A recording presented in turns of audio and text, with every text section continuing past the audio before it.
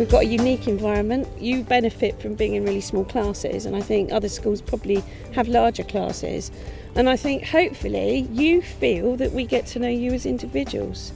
And certainly having spoken to large numbers of you all the time, I get to know you, whether I teach you or not. And I think every member of staff in the school knows who you are.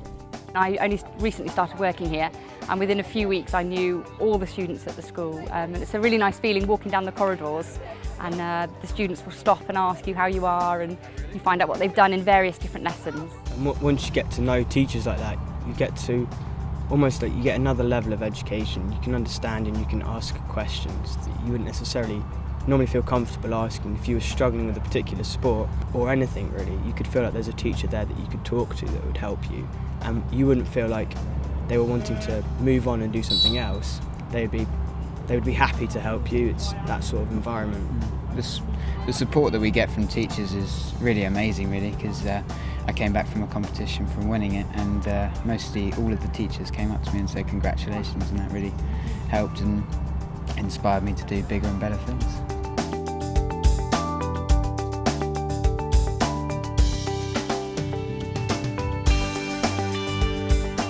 A buddy's basically like a year 11 student who kind of gets assigned to you, and they look after you through your first year at the school. When you first join the school, it feels like such a big place and it's quite daunting, but your buddies really help you settle in, and you get to know them over the course of the year. Because there are great events like picnics in the sunken garden, and we even go bowling on one Friday, which is really fun, and we get to really connect with them. They help us within the first few weeks at the school, and then we find that we don't really need them because we've settled in, we've gotten used to our surroundings.